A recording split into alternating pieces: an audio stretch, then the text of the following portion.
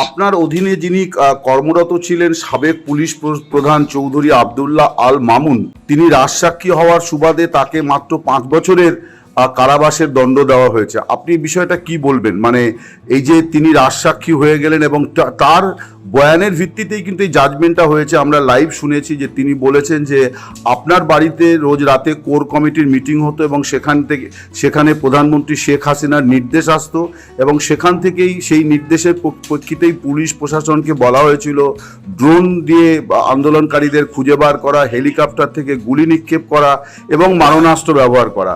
অর্থাৎ আপনার অধীনে যিনি চাকরি করেছেন দীর্ঘ সময়, তিনি কিন্তু এই মামলাতে প্রধান সরকারের এই যে সাজা ঘোষণা হলো ট্রাইব্যুনালের, তার বক্তব্যই কিন্তু সবচেয়ে বেশি গুরুত্ব পেয়েছে। আমরা সাজাটা যেহেতু লাইভ শুনলাম সেই জন্য বলছি। তো এই বিষয়টিকে আপনি কিভাবে দেখছেন? দেখো, এই সেই ফরমার আইজি তিনি তো মানে শপথ করে সেই আইজির বিষয় নিয়ে বসেছিলেন এবং আইজির ভূমিকাটা কি তিনি সবই জানেন এবং পুলিশের একটা আইন আছে সেটাও তিনি জানেন। এই পুলিশের আইনে কারো মানে কখন কিভাবে ফৌজদারি দণ্ডবিধিতে বলা আছে কোন পরিস্থিতিতে পুলিশ গুলি চালাবে। তো তাহলে আপনি কি বলতে চাইছেন যে ইনি আপনাদের সঙ্গে মির্জাফরি করলেন? মানে এই পরিবর্তিত পরিস্থিতিতে সরকারের সঙ্গে তিনি একটা আপোষ করে আপনাদেরকে, মানে সাবেক স্বরাষ্ট্রমন্ত্রী এবং সাবেক প্রধানমন্ত্রীর সঙ্গে একটা মির্জাফরি করলেন? আপনার কি তাই মনে হয়? আপনি তো বলেই দিলেন ঘটনাটা। না, আমার প্রতিক্রিয়া নয়, আপনি বলুন। আপনার যেটা বলেছেন এটা দেশের মানুষও তাই মনে করছে আছে। আচ্ছা, দেশের মানুষ শুধু আমি নয়, দেশের যাকেই জিজ্ঞাসা করবেন তারাই বলবে যে পুলিশকে তো কেউ হুকুম দিতে হয় না, পুলিশ তার ইসেই মানে কাজ করেন। এবং একজন সচেতন মানুষ কে অর্ডার দিলেই কি কিছু করে নাকি? সে তখন ভাবে না আইনে কি বলে, সে তখন ভাবে না যে লোকটিকে আমি যে গুলি করতে যাচ্ছি সে কে মানে সত্যিকারই অপরাধী কিনা। তাহলে কি একটা বিষয় বলা যায় যে আপনারা লোক চিনতেও ভুল করেছিলেন? মানে সেনা প্রধান আপনাদের সঙ্গে বিট্রে করলেন, প্রাক্তন পুলিশ প্রধান তিনি আপনাদের সঙ্গে বিট্রে করলেন। আপনি কি এইটা অ্যাডমিট করেন যে আপনারা প্রশাসনের? আমি পুলিশ প্রধান বিট্রে মানে তিনি যতক্ষণ পর্যন্ত পুলিশ প্রধান ছিলেন ততক্ষণ পর্যন্ত বিট্রে করেন নাই। লাস্ট মুহূর্ত পর্যন্ত সে মানে তার যে কর্তব্য পালন করেছে সেটা আমরা দেখেছি। কিন্তু পরবর্তীতে সে কেন তার মত পরিবর্তন করলো এটা তো সহজ পরিষ্কার হিসাব। মানে আপনি বলছেন যে তিনি চাপের মুখে মত পরিবর্তন করেছেন?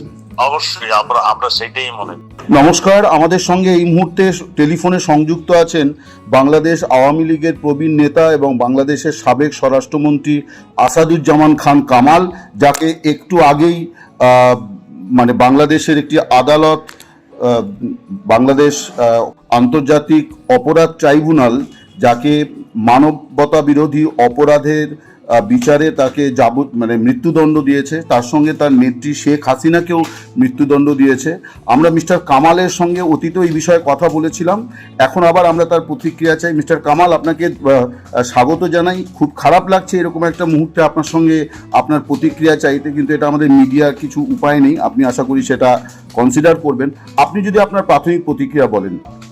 যে দেখুন, আমি তো আগেও বলেছি একটা গভীর ষড়যন্ত্রের মাধ্যমে যারা আজকে ক্ষমতায় বসছে তারা আজকে ক্ষমতা শিখতেছে। তাদের টার্গেট ছিল যে মুক্তিযুদ্ধের পক্ষে, বঙ্গবন্ধুর পক্ষের যারা স্বাধীনতা যুদ্ধ করেছিলেন তাদেরকে দেশে নির্মূল করে যারা নাকি স্বাধীনতার মানে বিপক্ষে ছিলেন সেই সরকারটি কায়েম করবেন এবং তারা প্রাথমিকভাবে সেটা করেছেন।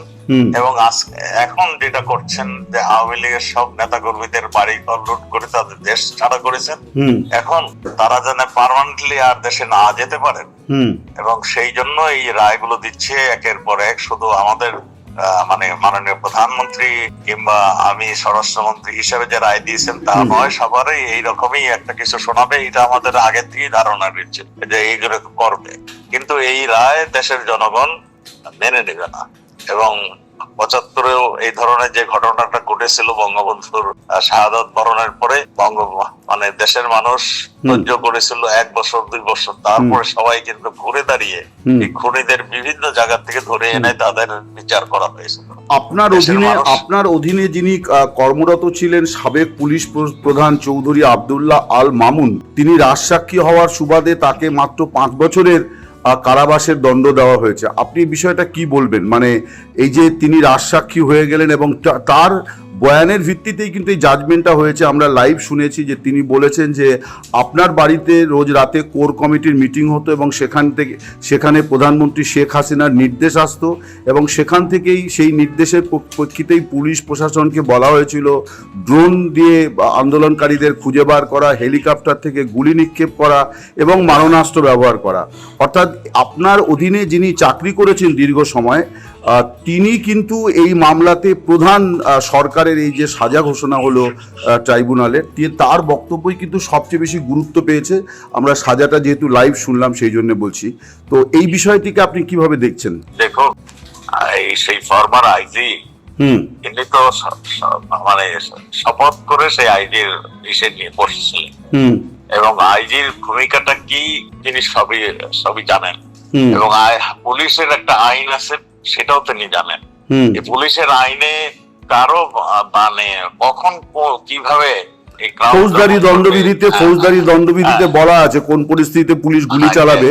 তো তাহলে আপনি কি বলতে চাইছেন যে ইনি আপনাদের সঙ্গে মির্জাফরি করলেন? মানে এই পরিবর্তিত পরিস্থিতিতে সরকারের সঙ্গে তিনি একটা আপোষ করে আপনাদেরকে, মানে সাবেক স্বরাষ্ট্রমন্ত্রী এবং সাবেক প্রধানমন্ত্রীর সঙ্গে একটা মির্জাফরি করলেন? আপনার কি তাই মনে হয়? আপনি তো বলেই দিলেন ঘটনাটা। না, আমার প্রতিক্রিয়া নয়, আপনি বলুন। আপনি যেটা বলেছেন এটা দেশের মানুষও তাই মনে করছে আছে। আচ্ছা, দেশের মানুষ শুধু আমি নয়, দেশের যাকেই জিজ্ঞাসা করবেন তারাই বলবে যে পুলিশকে তো কেউ হুকুম দিতে হয় না, পুলিশ তার ইসেই মানে কাজ করে। এবং একজন সচেতন মানুষকে অর্ডার দিলেই কি কিছু করে নাকি? সে তখন ভাবে না আইনে কি বলে, সে তখন ভাবে না যে লোকটিকে আমি যে গুলি করতে যাচ্ছি সে কে মানে সত্যিকারই অপরাধী কিনা। তাহলে কি একটা বিষয় বলা যায় যে আপনারা লোক চিনতেও ভুল করেছিলেন? মানে সেনা প্রধান আপনাদের সঙ্গে বিট্রে করলেন, প্রাক্তন পুলিশ প্রধান তিনি আপনাদের সঙ্গে বিট্রে করলেন। আপনি কি এইটা অ্যাডমিট করেন যে আপনারা প্রশাসনের? আমি পুলিশ প্রধান বিট্রে মানে তিনি যতক্ষণ পর্যন্ত পুলিশ প্রধান ছিলেন ততক্ষণ পর্যন্ত বিট্রে করেন নাই। লাস্ট মুহূর্ত পর্যন্ত সে মানে তার যে কর্তব্য পালন করেছে সেটা আমরা দেখেছি, কিন্তু পরবর্তীতে সে কেন তার মত পরিবর্তন করলো এটা তো সহজ পরিষ্কার হিসাব। মানে আপনি বলছেন যে তিনি চাপের মুখে মত পরিবর্তন করেছেন? অবশ্যই আমরা সেটাই মনে করি। আপনার এবং তার সঙ্গে শেখ হাসিনা উপমহাদেশের একজন বড় রাজনৈতিক ব্যক্তিত্ব, বঙ্গবন্ধুর কন্যা, 5 বারের প্রধানমন্ত্রী, প্রায় 42-43 বছর আওয়ামী লীগের সভানেত্রী। তো এই বিষয়টাকে আপনারা এরপর কিভাবে করবেন? মানে আপনারা কি এই পরিস্থিতিকে কিভাবে মোকাবিলা করবেন? দেখুন, আওয়ামী লীগ এমন একটি দল সবসময় এই ধরনের পরিস্থিতি মোকাবেলা করতে করতেই কিন্তু এখানে আসছে। আচ্ছা, আমরা লড়াই করেছি সত্যের জন্য, মানে আদর্শের জন্য, আমরা তারপরেই এখানে আসছি। আমরা কোনোদিন গণতন্ত্রের বিপক্ষে যাইনি, আমরা সবসময় নির্বাচনমুখী দল। আমরা এই দল কিভাবে ট্যাকেল দিতে হয় সেটা জানে, আর এদেশের মানুষ আওয়ামী লীগকে অত্যন্ত ভালো জানে। এদেশের মানুষ আবার ঘুরে দাঁড়াচ্ছে, আপনারা দেখছেন জায়গায় জায়গায় বিক্ষোভ হচ্ছে।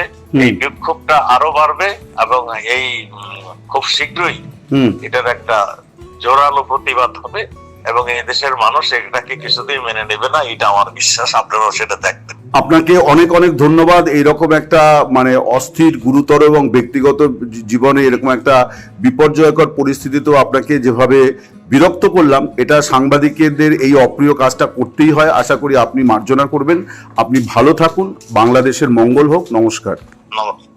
তো আজকে এই পর্যন্তই, কিন্তু প্রশ্নগুলো এখানেই শেষ নয়। এই দেশ, এই রাজনীতি, এটা আমাদের সবার। আপনি, আমি, আমরা সবাই মিলে গড়ে তুলব সচেতনতার একটা মঞ্চ। আপনার ভাবনা, আপনার চিন্তা এবং আপনার মতামত আমাদের দরকার। তাই কমেন্টে লিখে জানান এই মুহূর্তে আপনি কি ভাবছেন এবং আপনি কোন দিকে তাকাচ্ছেন। রিপাবলিক অ্যান্ড পলিটিক্স কেবল খবর বা বক্তব্যের জায়গা নয়, এটা এক একটা ভিন্ন মতের প্ল্যাটফর্ম। এখানে প্রশ্ন করার সাহস আছে, সত্যের পেছনে ছুটে চলার স্পর্ধা আছে। চ্যানেলটি ভালো লাগলে অবশ্যই সাবস্ক্রাইব করে পাশে থাকুন, কারণ একটা ক্লিকেই হতে পারে হাজারো অন্ধকার ভেদ করে আলো খোঁজা শুরু। ফিরছি পরের পর্বে আরও খোলামেলা বিশ্লেষণ নিয়ে। সে পর্যন্ত সবাই ভালো থাকুন, সুস্থ থাকুন। আল্লাহ হাফেজ।